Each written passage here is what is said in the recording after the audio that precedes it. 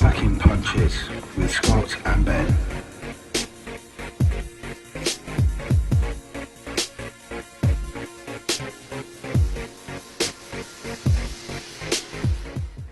Hello everyone, it's Packing Punches, it's episode 9, it's me, Scott Finley, and as ever, I'm joined by Ben Bexhide.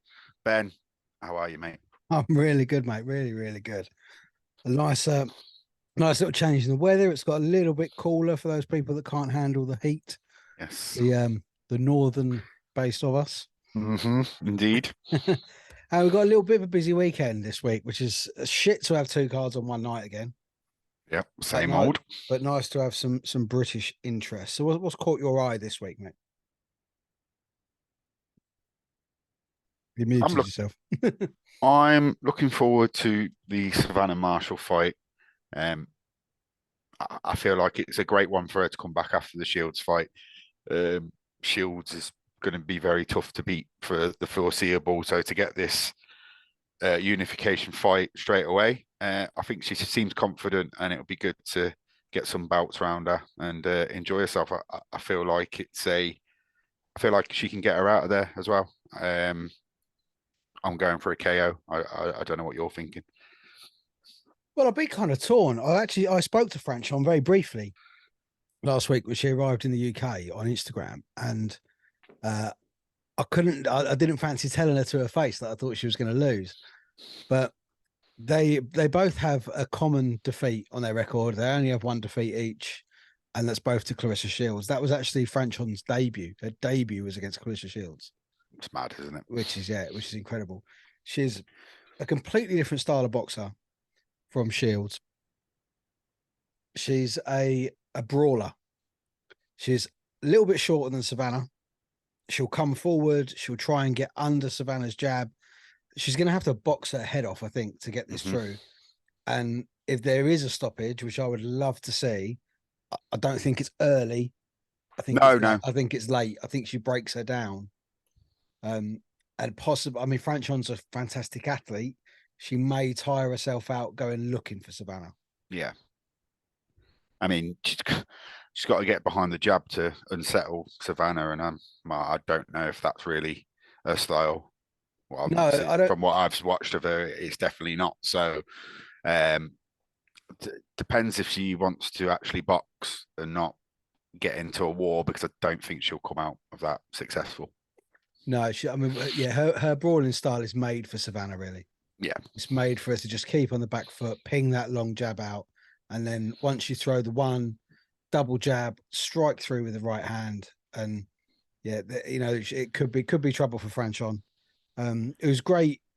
All the stuff they've been doing this week with the face-offs and the gloves are off and that is brilliant. She's really good at all of that side of stuff, Franchon, and she does it without pissing people off, which is unlike Claressa Shields, because she just tends to come off as unlikable when she does it. But what she won't be able to do to Savannah is what Claressa did to her. Is just completely nullify Savannah's attributes. And what Claressa did on October 23rd last year, whatever day it was incredible. To watch the footwork and that up close, it was incredible. But I agree. I don't see that happening, and I'm probably going to say round 8. I think Savannah might get to her and stop her. It would be good. It'd be good to see. What's caught your eye this weekend?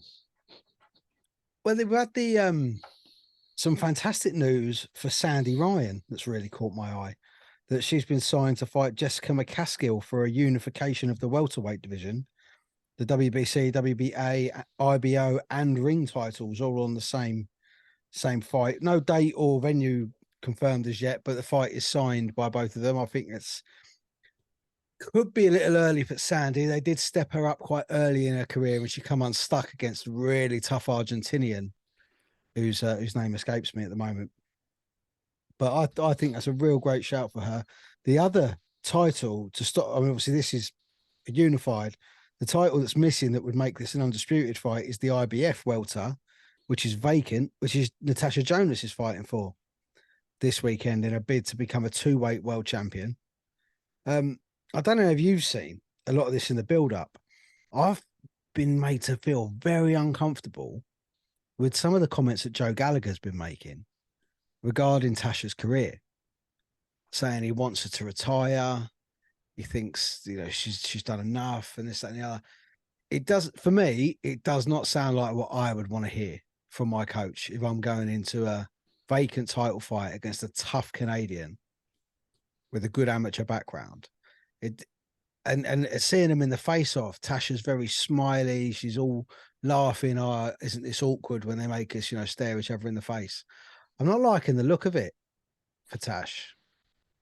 I personally think it's the first time that she's felt relaxed and felt the A side of it.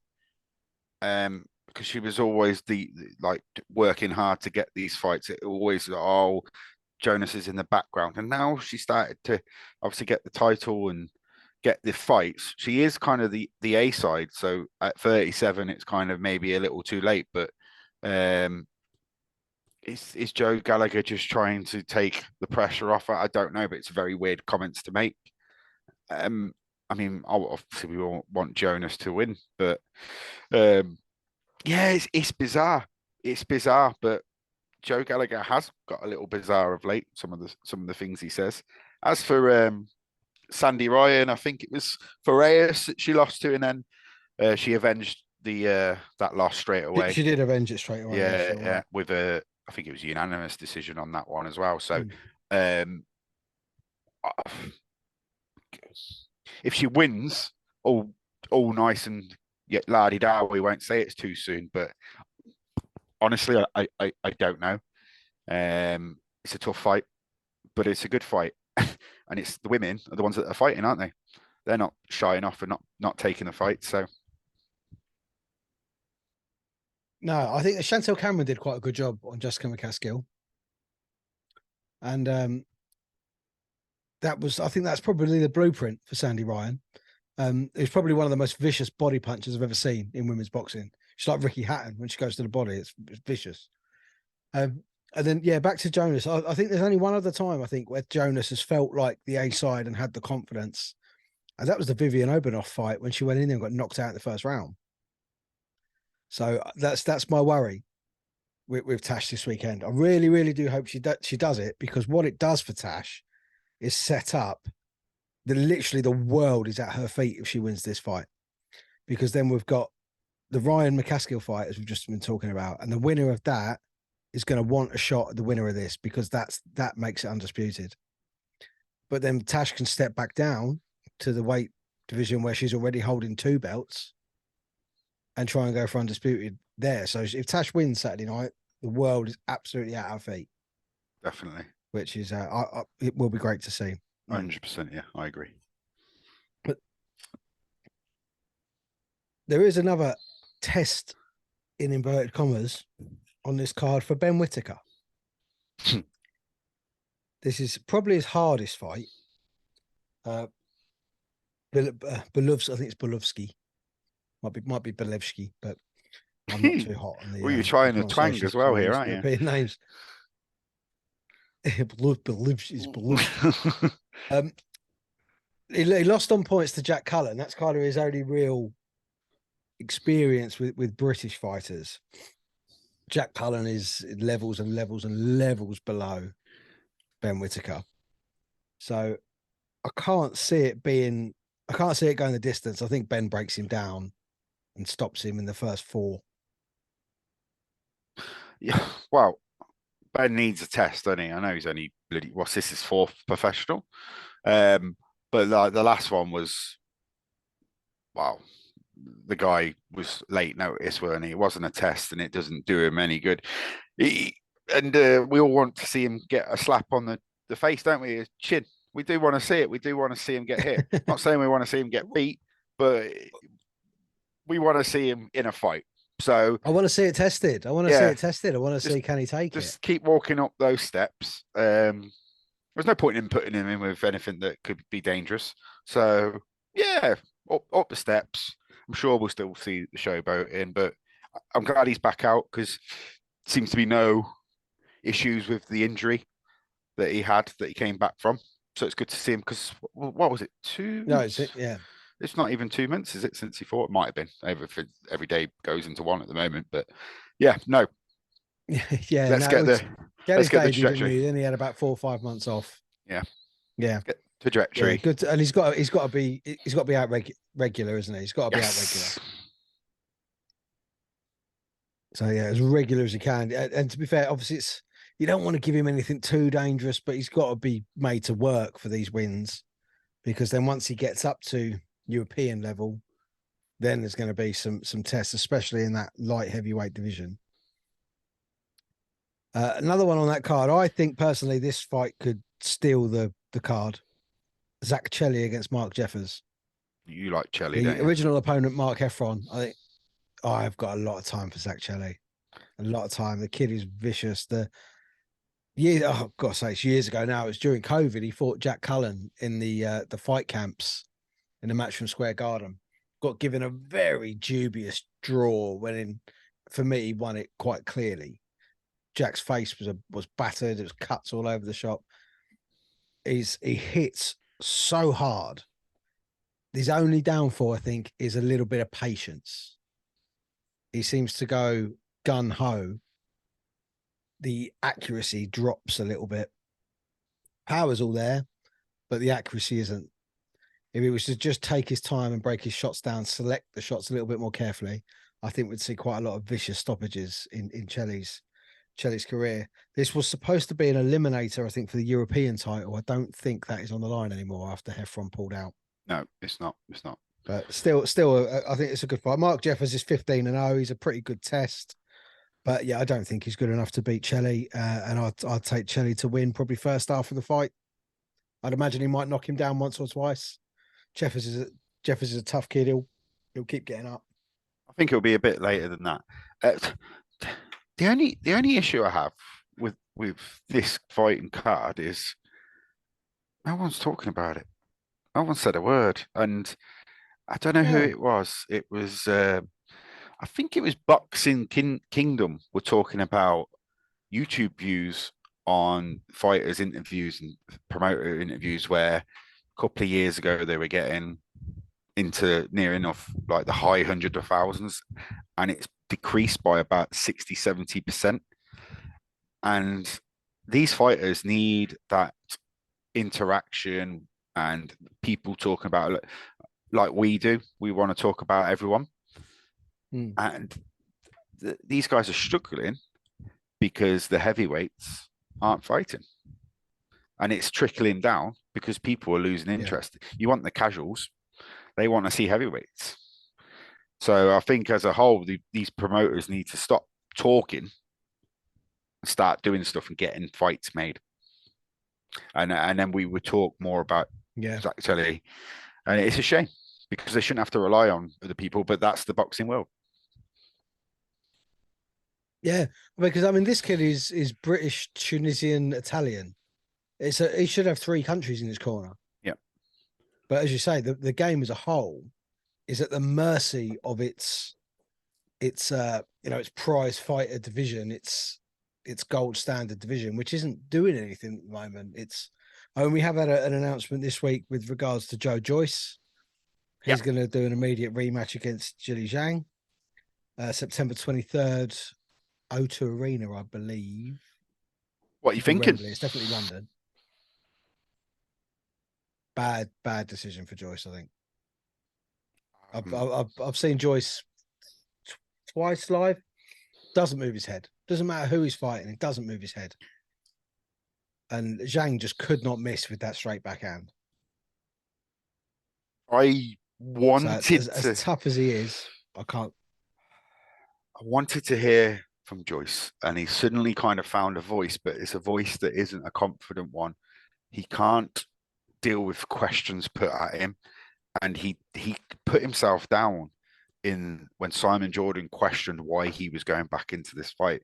And people say about Simon Jordan will never back down from voicing his opinion. I mean, he said it about Derek Chisora not being an elite fighter. He said to Joyce, "Why are you taking this fight? What are you doing? You weren't very good in the first fight. Why are you going straight back into it?" He says, "You didn't move your head. You didn't do this. You didn't do that."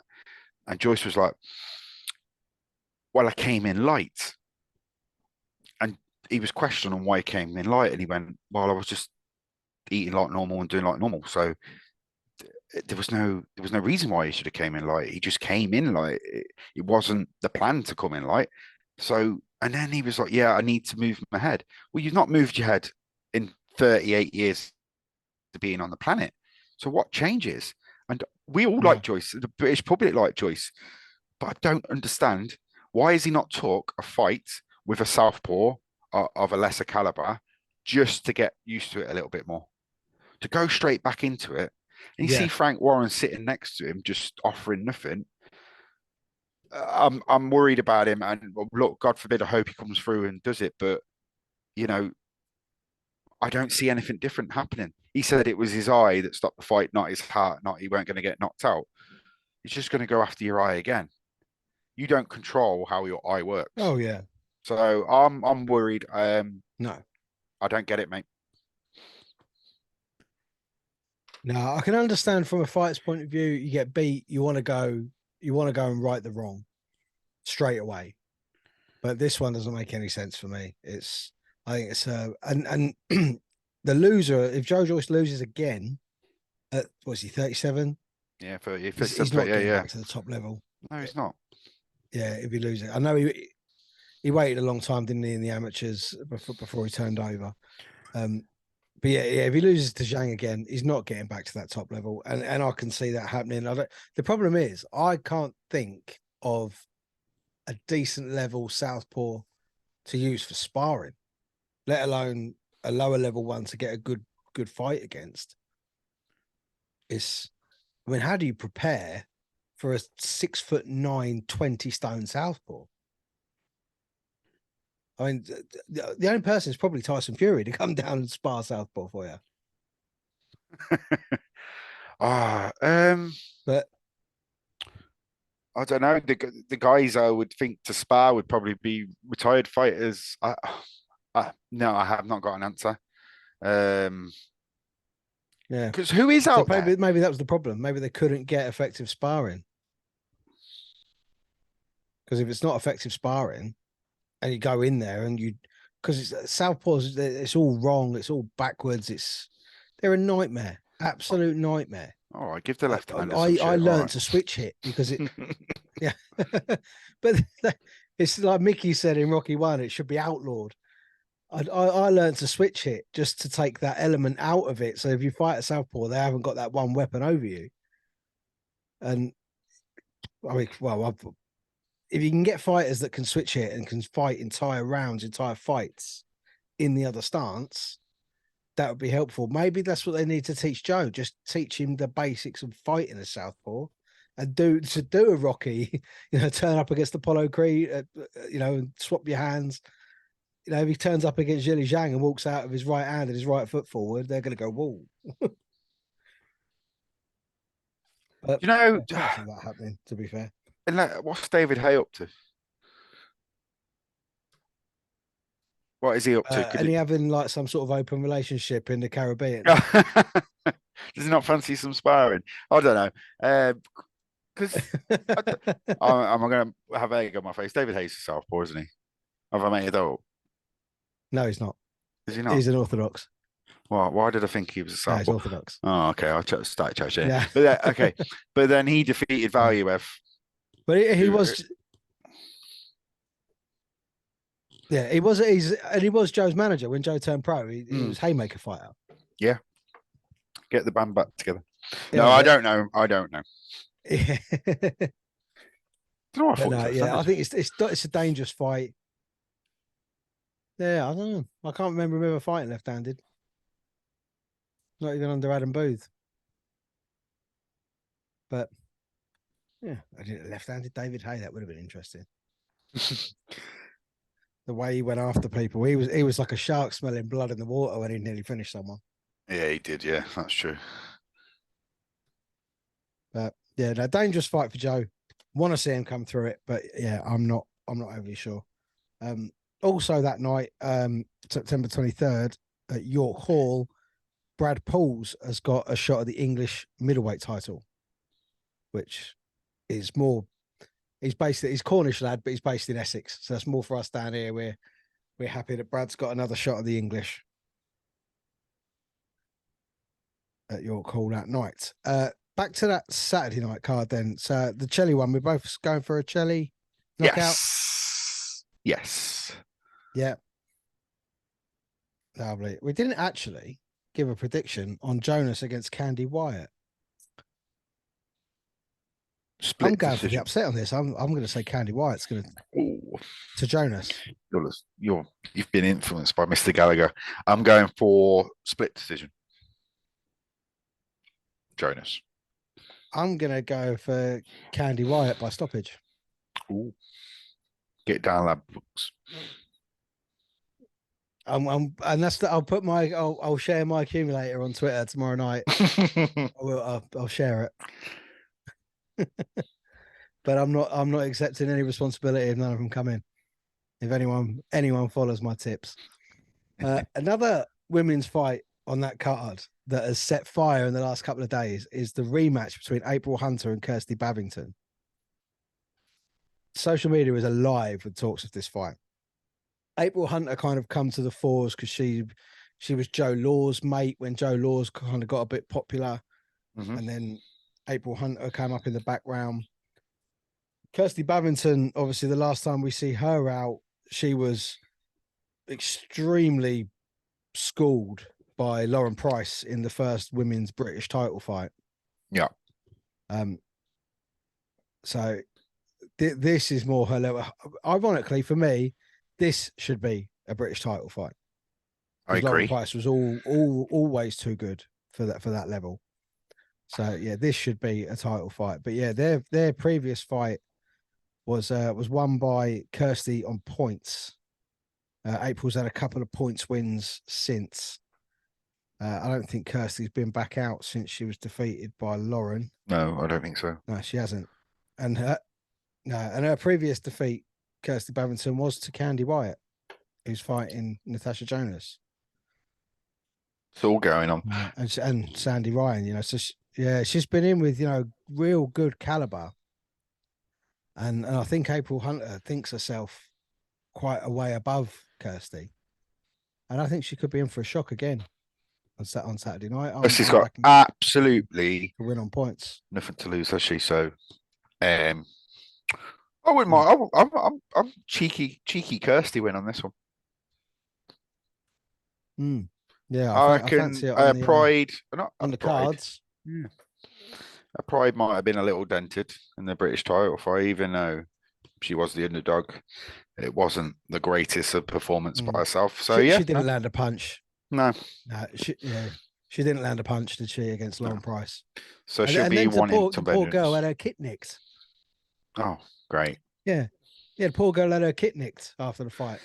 So she got it back, but yeah, not ideal for her. One of the early fights on that card, they've not released who's on what just yet, so we don't know what's on before the bell and what's on the main Sky show. It's a really, really interesting British super middleweight clash between Callum Simpson and Boris Crichton. Not names that would be, massively recognisable to the casual boxing fan or whatnot, but super middleweights is one of them divisions where they've got everything. They've got the speed, they've got the power. This fight for me is going to be absolute fireworks. There's a little bit of needle between the two boys as well, which I like. Boris Crichton has been in with the likes of Lyndon Arthur this year. He's done a little bit of stuff at light heavy. So obviously there's a large gap between the weight categories once you go beyond light heavy. So there's about 6 pounds between the super middle and the light heavy. But yeah, I fancy fireworks. I've seen Simpson before. He's currently sitting at 11-0 with 9 knockouts. Boris at 11-3 with 7 knockouts. I fancy a Simpson knockout in this one. That would be nice. Yes. Do you know what? Super middleweight division and the middleweight division is, we've got an abundance of fighters. So there's fights to be made. So if you catch the eye, promoters are going to put you on. So I'm looking forward to watching that one. Yeah, but it's a very average weight division, isn't it? Of a fit athletic man to weigh somewhere between 12.5 stone down to 12 stone is quite an average weight. So we are blessed with many fighters at that weight division. No, you say it's average. I'm not sure. I am on Slimming It World. was average for me. That is all a con, mate. Slimming World. That is all a con. I lost 10 pounds last week. Is it? Oh, they want to put you on the front of the magazine, then, mate. Well, of course they do. Yeah, no, it did. But I did. To be honest, I did it a couple of years ago, and I lost just under 2 stone. So you did during lockdown, didn't you? You lost a lot of weight. Yeah. Then I put it all back on. Yeah, I've only ever done it in training camp. Yeah, I have now. I've only ever done it in training camp to make a weight. I always found it easier when you actually have a target that you're aiming for. Yeah. And that makes it a lot easier to not eat a chocolate croissant on the way to work in the morning. Is this where we announce our sponsorship deal with Slimming World?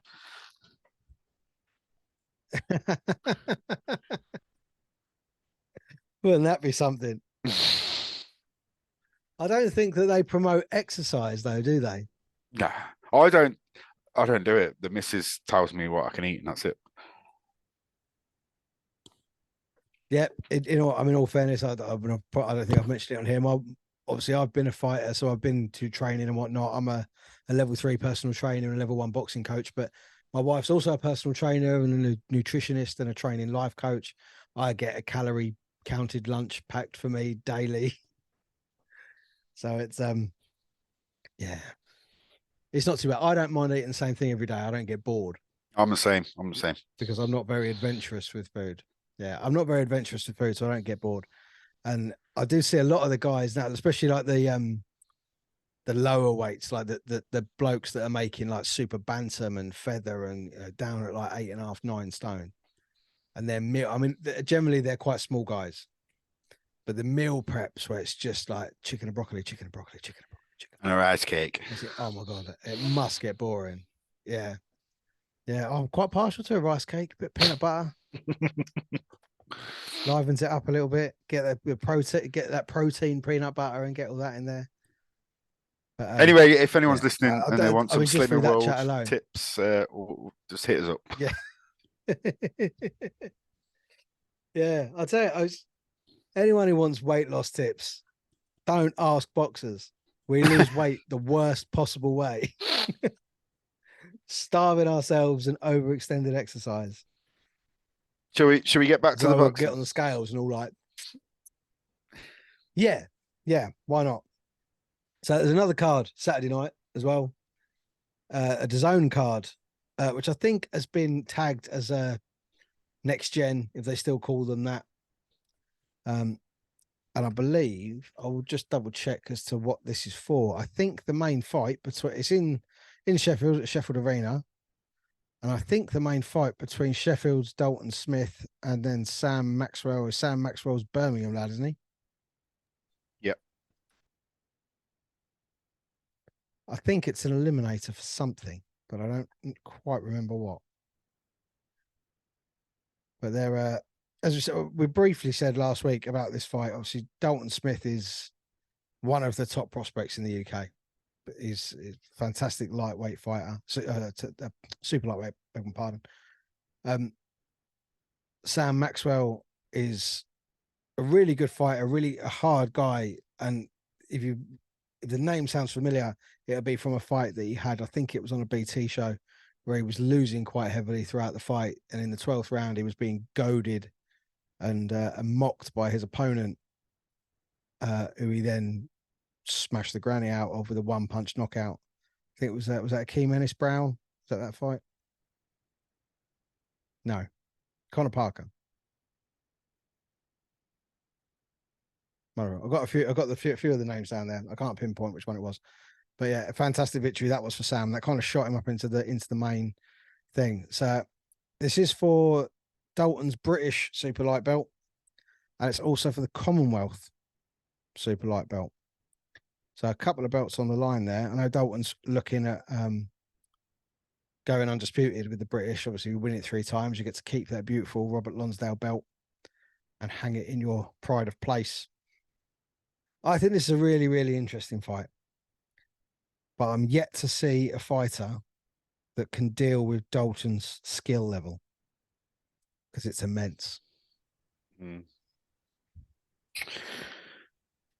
think Maxwell's from London, actually. Thinking, is he not? Is he not London? Or is he based in Birmingham? I thought I'll tell you, he's a Londoner, but he's based in Liverpool. Well, yeah. I think this is not an easy win, but a comfortable win for Dalton Smith. I think it'll be entertaining. I think Maxwell will come out guns blazing, and Dalton will eventually pick him off. I don't think it's a great card. Sheffield Arena, it's a good venue. I think the last one there was probably Calm Brook, which wasn't a great card either. I feel like. I think that was in Manchester, wasn't it? What? Calm Brook, that was Manchester, wasn't it? Was it? Yeah, maybe. I think so. Oh, okay. But you're right, it wasn't a great card. Yeah. Well, Sheffield Arena's best for ice hockey, surely. Yeah, exactly. No, I think the card's crap. I do. And it's laziness because we keep having these 2 fight cards in one night, stuff malarkey. And boxing needs to wake up a little bit. I wouldn't want to pay money to go to this. Over the last couple of weeks. No, where we've had these clashing fight cards, what we've been doing, having a TV and an iPad and everything on the go. I won't be doing that this Saturday. I'll be watching the Boxer show on Sky, and I'll be catching up with the other fights that I want to see. Because, like I say, it's not a fantastic card, which is a bit. I think it's actually more. It points the finger at the Matchroom stable is depleting, rather than growing with young British talent. It's depleting. Matchroom are very focused on their worldwide spread at the moment, particularly America, Mexico, Italy, places like that. There's a lot of young Brits that would have turned over and been gagging to sign with Eddie Hearn and Matchroom. They're now not. They're going elsewhere. So yeah, it's not a great card. Hopey Price is another good fight on there. Pat McCormack, Tony Dixon's a good even fight. But yeah, it's not pulling up any trees. And ticket wise, I don't think it's done particularly well. What's in there is just going to be Dalton Smith fans, I would imagine. Yeah, and it's a big old arena. But similar with the Marshall Cruise DAZN card, I heard the other day that 20k arena, they've only sold 2.5k tickets. What can you say about that? It is poor. I think you can point fingers at promoters, the cost of the tickets and whatnot. Money's tight everywhere at the moment. People haven't got spare money because you're not talking just 50 to 100 quid for a ticket. You're then talking travel, having a drink, having something to eat, maybe a night over if you're traveling. These are expensive nights out now. Yeah. Admittedly, they've got to be of a certain price because these people, these athletes, are literally putting their lives on the line for the sake of our entertainment, for their own glory, but for our entertainment. So they deserve to be paid well for it. But it's at some point there's got to become a compromise. I mean, even if you don't want to go to the shows because they are expensive to go to, if you want to watch it at home, you've got to be paying 20 quid a month for Sky. You've got to be paying 20 quid a month for DAZN and 15 quid a month for BT or TNT, whatever box they're calling themselves this week. This is to follow sport in general is expensive. I mean, you and I follow ice hockey. Season tickets for that are expensive enough. It's something's got to give somewhere. Otherwise, we're going to end up with the sport dwindling. Yeah, it is in a. Yeah, it's going to dwindle. Like it's not in a great state, at the especially moment, if the heavyweights don't get fighting. Yeah. No. And and if the heavyweights don't get fighting and get the interest going, then I think you said earlier, people are going to lose interest in the sport entirely. Yeah. And I think, well, Mm. there's the first time that WWE are in the UK tomorrow for a pay-per-view as well. People are going to be watching that. And I know it's a matter. I know people. I know wrestling. You either like wrestling or you hate wrestling. There's no in between. But there's a lot of people that watch WWE in the country, and they're going to tune into that because they can watch it at 7 p.m. Yeah, I didn't even know that was here, but I suppose I don't follow them. Yeah, it's Sort at of the social O2. channels about. I'm not a fan, so it's and I'm sure that's probably a sellout as well. But then, were the ticket prices reasonable? No, ticket prices were high, sold out in minutes. So, Yeah. because there's a buzz. I know you don't So like. the appetite is there. Because there's a buzz about WWE at the moment. They've really upped their game. And I know it's fake and that, but it's entertainment. So, because they're doing well. It's like when Matchroom was doing really well, everyone wanted tickets. Now Matchroom and boxing is on a slump, and other sports are taking a precedent over. So, if boxing will bury their heads in the sand, then we will continue with these undersold cards. But then the cards need to be better. Yeah. And what is it about Anthony Fowler tweeted the other day that when he had his baby, and I think it was a couple of weeks old, and he got offered 6 figures to fight, and he just thought, no, do you know what? Don't need it. Don't want to. Not going to get anything out of it, which is bizarre. So it's the same. No. But anyway, should we briefly touch on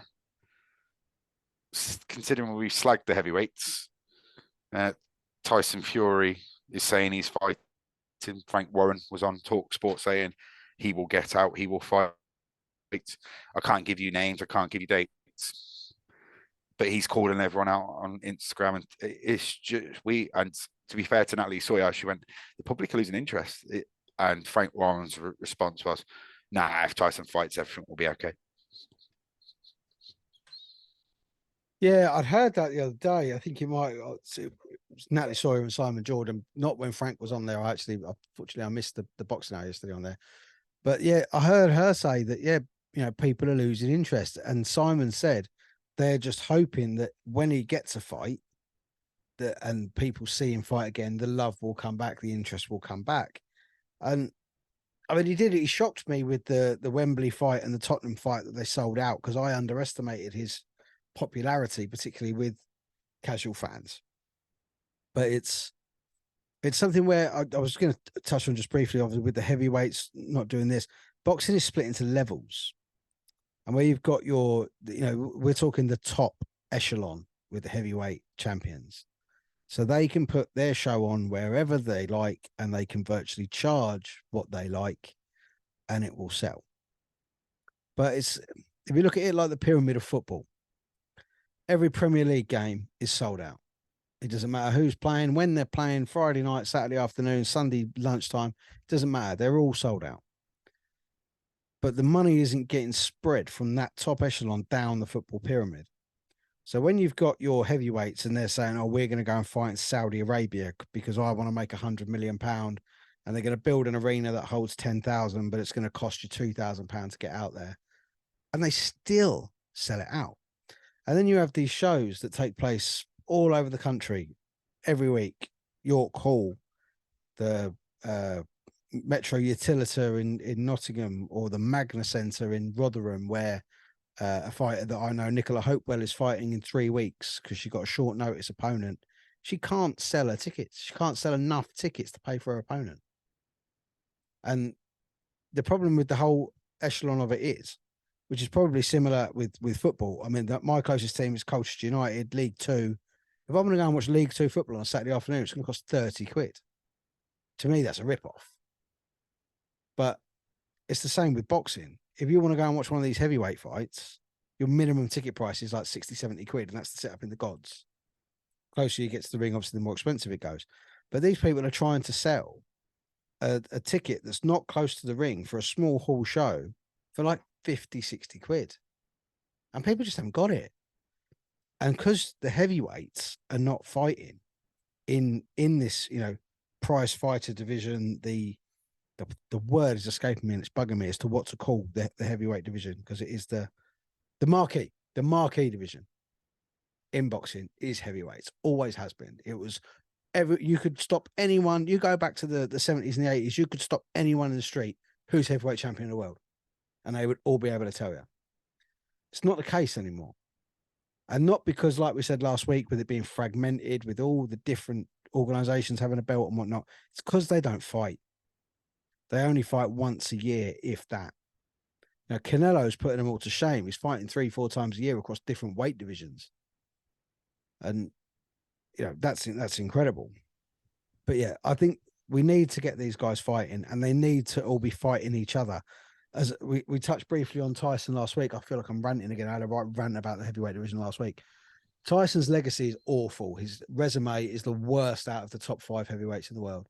100%. He will not be considered the legend and the lineal fucking god master greatness that he assumes himself to be, unless he beats Anthony Joshua, Alexander Usyk, and if necessary again, Deontay Wilder.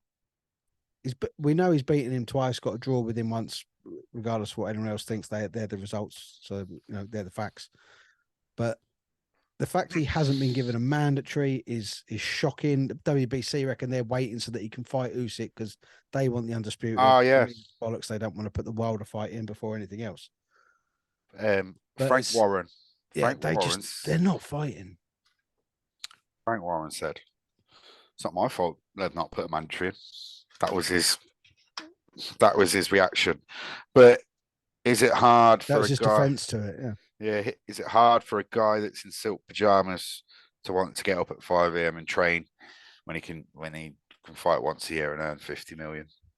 And that's the issue we've got. When we've got boys and girls trying to sell out a small leisure centre earning £2,000 when they've been in training camp and for weeks, and they're going to see about what £800 for 2 months' work. Come on. Yeah, it's not good enough. It's admittedly with the heavyweights, like I said, they're more than anyone else. They're putting their lives on the line for the sake of entertainment, because one punch in boxing from these monsters can change everything. But yeah, if they're not fighting regularly, and I'm talking, I think 3 times a year, there needs to be fight. That gives them a 4-month break between fights, 2 months for rest, 2 months for camp, and that should be enough for them. I mean, when Frank was on TalkSport today, I said I haven't heard it yet, not the whole thing. I've heard sort of little clips. People are pointing holes in his story. He started sort of giving, Joshua hasn't fought for a year. Well, Joshua fought in April, so he has fought this year, and as far as we know, he will fight in August. Apparently, this Dillian White fight is very close, and that will happen August the 12th at the O2 in London. And then Eddie's saying we will get the December fight against Deontay Wilder in Saudi Arabia. So that would be Joshua fighting 3 times in 1 year. For me, he gets a big thumbs up for doing that. But yeah, Tyson, because they're not ordering a mandatory, and he doesn't seem to want to fight Usyk, because regardless of what anyone's saying, for me, he's running away from Usyk. Who is he going to fight? Because if it weren't going to be Usyk and it weren't going to be the mandatory, because technically I think it's Deontay Wilder, then why weren't it Zhilei Zhang? Mate, so I'm just disillusioned. That's the only way. Just get in the bloody ring or give up your bouts, because there are plenty of lads that want to fight. There is indeed.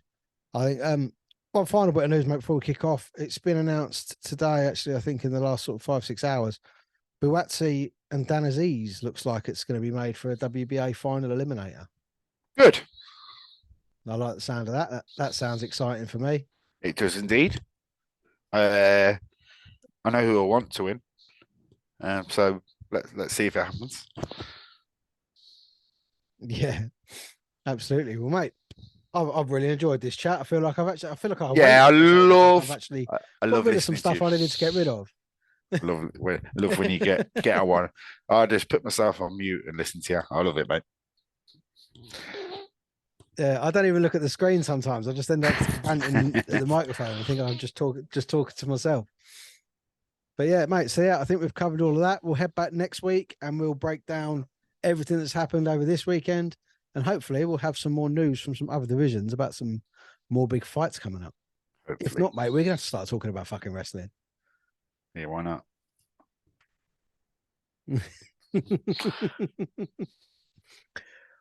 Well then, if you can smell what the Rock is cooking, then you can smell it. Good night. See you next time, dude.